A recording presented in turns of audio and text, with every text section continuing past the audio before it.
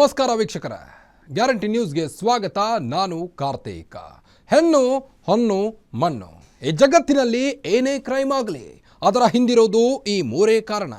ಅಪರಾಧ ಮಾಡುವಾಗ ಪಾಪಿಗಳ ಮನಸ್ಸಲ್ಲಿ ದುರಾಸೆ, ಮೋಹ, ಆಕ್ರೋಶ, ಕಾಮ, ಹೀಗೆ ಏನಿರುತ್ತೋ ಏನೋ. ಆಗಬಾರ್ದು ಆಗಿ ಸಿಕ್ಕಿಬಿದ್ದ ಮೇಲೆ ಪ್ರತಿಯೊಬ್ಬ ಅಪರಾಧಿಗೂ ಅನ್ನಿಸೋದು ಮನಸ್ಸಿನಲ್ಲಿ ಕಾಡೋ ಮೊದಲ ಮತ್ತು ಕೊನೆಯ ಪ್ರಶ್ನೆ ಒಂದೇ, ಇದೆಲ್ಲ ಬೇಕಿತ್ತ? ಇದೇ ಈ ಹೊತ್ತಿನ ವಿಶೇಷ ಬೆಂಕಿ ಕೇಸ್ ಖಲಾಸ್.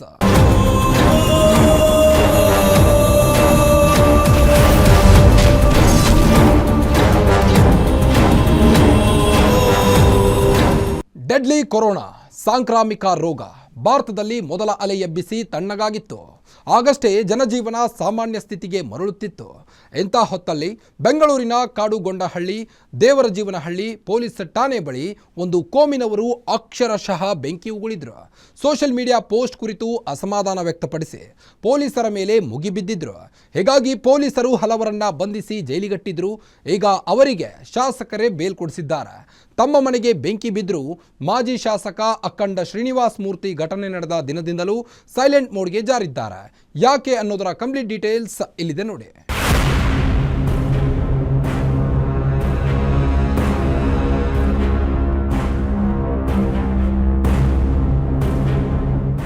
ಆಗಸ್ಟ್ 11, 2020 ಮಂಗಳವಾರ. ಸಮಯ ಸಂಜೆ 7 ಗಂಟೆ. ಬೆಂಗಳೂರಿನ ಕಾಡುಗೊಂಡನಹಳ್ಳಿ ಅಥವಾ ಕೆಜೆಹಳ್ಳಿಯಲ್ಲಿ ಒಂದು social media post full viral ಆಗಿತ್ತು. ಆಗ ಶಾಸಕರಾಗಿದ್ದ ಅಖಂಡ ಶ್ರೀನಿವಾಸ ಮೂರ್ತಿ ಸಂಬಂಧಿಯೊಬ್ಬರು ಮಾಡಿದ್ದ ಪೋಸ್ಟ್ ಅದು. ಅದರಲ್ಲಿ ತಮ್ಮ ದೇವರಿಗೆ ಅಪಮಾನ ಮಾಡಲಾಗಿದೆ ಅಂತ ಆರೋಪಿಸಿ ಒಂದು ಕೋಮಿನವರು ಅಖಂಡ ಮನೆ ಎದುರು ಪ್ರತಿಭಟನೆ ಮಾಡ್ತಿದ್ರು. ಪೋಸ್ಟ್ ಹಾಕಿದ್ದ ವ್ಯಕ್ತಿಯನ್ನ ಬಂಧಿಸುವಂತೆ ಆಗ್ರಹಿಸಿದ್ರು. ಆರಂಭದಲ್ಲಿ ಶಾಂತಿ ರೀತಿಯಿಂದ ನಡೆಯುತ್ತಿದ್ದ ಪ್ರತಿಭಟನೆ ಕೊನೆಗೆ ಹಿಂಸಾರೂಪಕ್ಕೆ ತಿರುಗಿತ್ತು.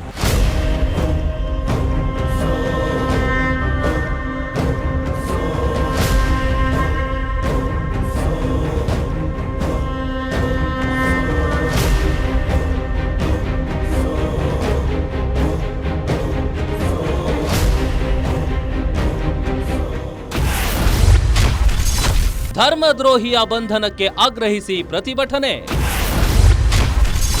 ಪೊಲೀಸ್ ಠಾಣೆಗಳ ಮೇಲೆಯೇ ನಡೆದಿತ್ತು ದಾಳಿ.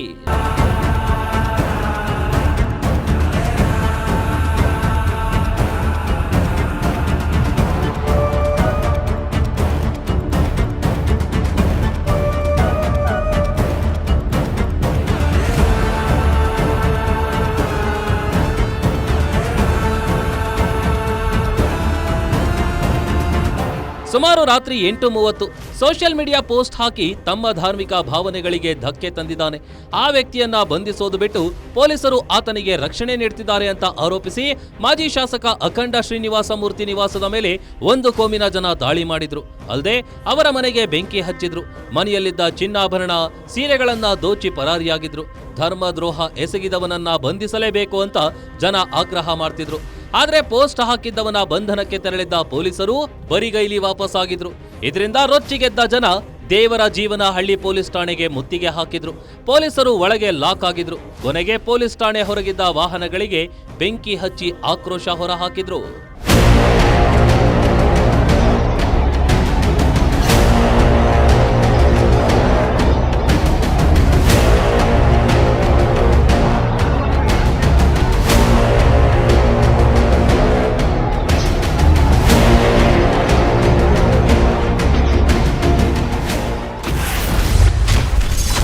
ಡಿಜೆ ಹಳ್ಳಿ ಬಳಿಕ ಕೆಜಿ ಹಳ್ಳಿ ಠಾಣೆಯ ಮೇಲೂ ದಾಳಿ. ಹಿಂಸಾತ್ಮಕ ಪ್ರತಿಭಟನೆ ತಡೆಯಲು ಪೊಲೀಸರ ಫೈರಿಂಗ್.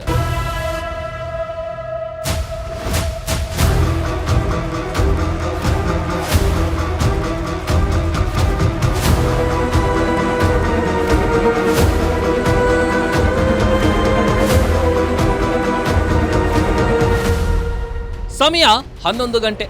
ಯಾರೋ ಕಿಡಿಗೇಡಿಗಳು ಪ್ರತಿಭಟನಾಕಾರರ ಮಧ್ಯೆ ಊಹಾಪೋಹ ಹರಡಿದ್ರು. ಸೋಷಿಯಲ್ ಮೀಡಿಯಾ ಪೋಸ್ಟ್ ಹಾಕಿದ್ದ ವ್ಯಕ್ತಿಯನ್ನ ಕಾಡುಗೊಂಡನಹಳ್ಳಿ ಠಾಣೆಯಲ್ಲಿದ್ದಾರೆ. ಅಲ್ಲಿ ಪೊಲೀಸರು ಆತನಿಗೆ ರಕ್ಷಣೆ ನೀಡುತ್ತಿದ್ದಾರೆ ಅನ್ನೋ ರೂಮರ್ ಹಬ್ಬಿಸಿದ್ರು. ಅಷ್ಟೇ ನೋಡಿ, ಡಿಜೆ ಹಳ್ಳಿ ಬಳಿ ನೆರೆದಿದ್ದ ಪ್ರತಿಭಟನಾಕಾರರು ಕೆಜಿ ಹಳ್ಳಿ ಠಾಣೆ ಬಳಿ ಜಮಾಯಿಸಿದ್ರು. ಡಿಜೆ ಹಳ್ಳಿ ಠಾಣೆ ಮೇಲೆ ದಾಳಿ ನಡೆದಿದ್ದ ವಿಚಾರ ಅರಿತಿದ್ದ ಕೆಜಿ ಹಳ್ಳಿ ಪೊಲೀಸರು ಠಾಣೆ ಬಳಿ ಜಮಾಯಿಸಿದ್ದ ಪ್ರತಿಭಟನಾಕಾರರನ್ನ ತಡೆಯುವಲ್ಲಿ ಯಶಸ್ವಿಯಾಗಿದ್ರು. ಇದರಿಂದ ರೊಚ್ಚಿಗೆದ್ದ ಪ್ರತಿಭಟನಾಕಾರರು ಪೊಲೀಸ್ ಠಾಣೆ ಹೊರಗಿದ್ದ ವಾಹನಗಳಿಗೆ ಬೆಂಕಿ ಹಚ್ಚಿದ್ರು. ಕೊನೆಗೆ ಅನಿವಾರ್ಯವಾಗಿ ಪೊಲೀಸರು ಫೈರಿಂಗ್ ಮಾಡಬೇಕಾದ ಅನಿವಾರ್ಯತೆ ಸೃಷ್ಟಿಯಾಗಿತ್ತು.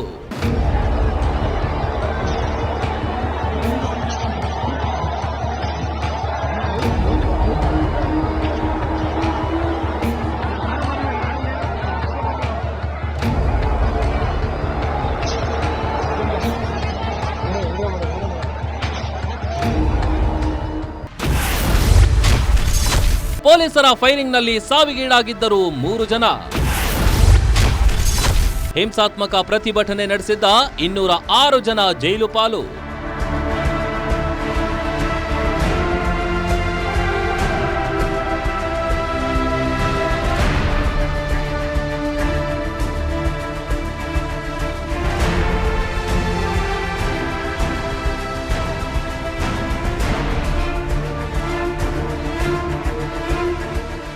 ಪೊಲೀಸರು ಹಿಂಸಾತ್ಮಕ ಪ್ರತಿಭಟನೆ ನಿಯಂತ್ರಿಸಲು ಮೊದಲು ಲಾಠಿ ಚಾರ್ಜ್ ಮಾಡಿದ್ರು. ನಂತರ ಅಶ್ರುವಾಯು ಪ್ರಯೋಗಿಸಿದ್ರು.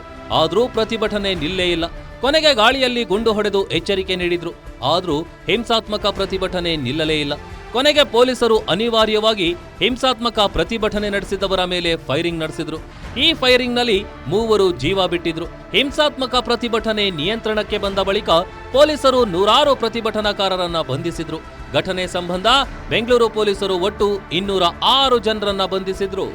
ಇವರಲ್ಲಿ 80 ಜನರನ್ನ ಬಳ್ಳಾರಿ ಜೈಲಿಗೆ ಶಿಫ್ಟ್ ಮಾಡಿದ್ರು. ಬಂಧಿತರಲ್ಲಿ ಒಬ್ಬಾತ ಬಿಬಿಎಂಪಿ ಕಾರ್ಪೊರೇಟರ್ ಪತಿಯಾಗಿದ್ದ.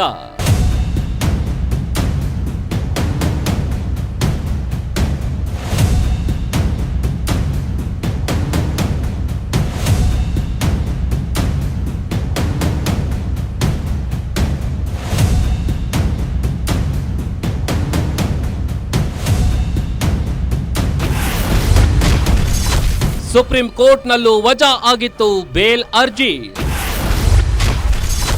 3 ಪ್ರತಿಭಟನಾಕಾರರ ವಿರುದ್ಧ ಕೋರ್ಟ್ ತೀರ್ಪು.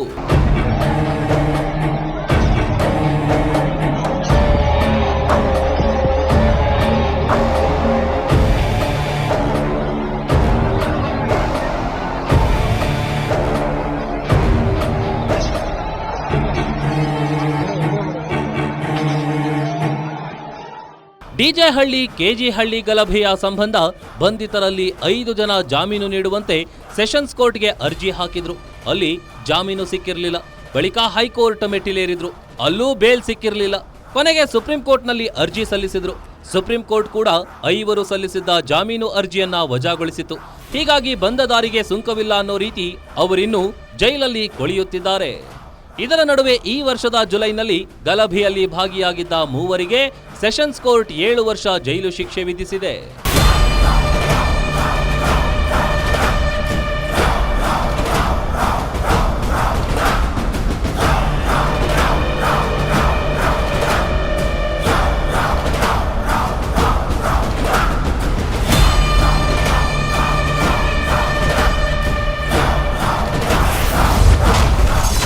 ಸುಪ್ರೀಂ ಕೋರ್ಟ್ ಮೊರೆ ಹೋಗಿ ಬೇಲ್ ಕೊಡಿಸಿದ ಶಾಸಕ.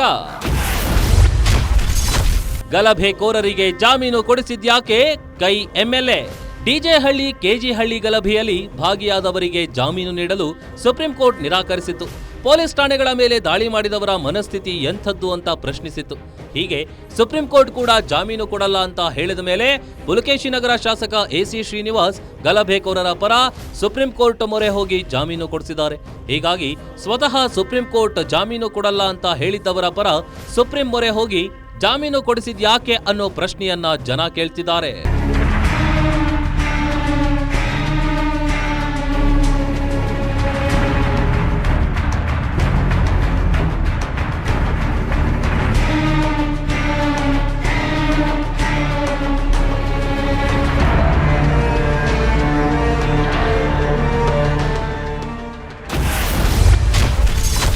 ಗಲಭೆಕೋರರಿಗೆ ಜಾಮೀನು ಸಿಕ್ತಿದ್ದಂತೆ ಸನ್ಮಾನ. ಎಸಿ ಶ್ರೀನಿವಾಸ್ ನಡೆ ಮತ್ತೆ ಬೆಂಕಿ ಹೊತ್ತಿಸಲಿದ್ಯಾ?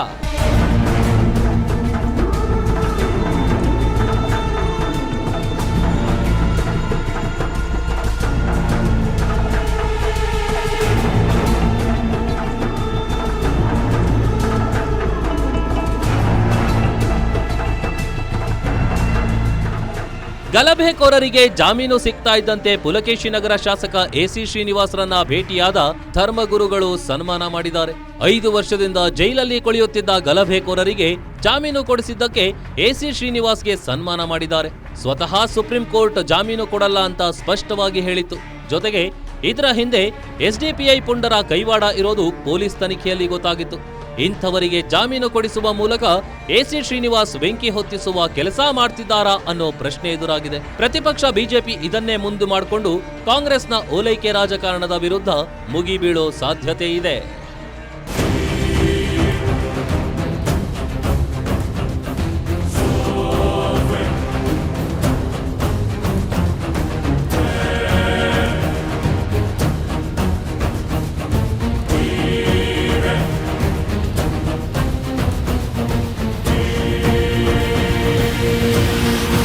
ಡಿಜೆ ಹಳ್ಳಿ, ಕೆಜಿ ಹಳ್ಳಿ, ಕೊಳ್ಳಿ ದೆವ್ವಗಳಿಗೆ ಕೊನೆಗೂ ಕಾಂಗ್ರೆಸ್ ಶಾಸಕ ಎಸಿ ಶ್ರೀನಿವಾಸ್ ಜಾಮೀನು ಕೊಡಿಸಿದ್ದಾರೆ. ಇದರ ನಡುವೆ ಆನ್ಲೈನ್ ಬೆಟ್ಟಿಂಗ್ ಪ್ರಕರಣದಲ್ಲಿ ಜೈಲು ಸೇರಿರೋ ಕಾಂಗ್ರೆಸ್ ಶಾಸಕ ಕೆಸಿ ವೀರೇಂದ್ರ ಅಲಿಯಾಸ್ ಪಪ್ಪಿಗೆ ಇಡಿ ಮತ್ತೆ ಶಾಕ್ ಕೊಡ್ತಿದೆ. ಅದರ ಕುರಿತು ಹೇಳ್ತೀವಿ. ಅದಕ್ಕೂ ಮೊದಲು ಪುಟ್ಟ ಬ್ರೇಕ್.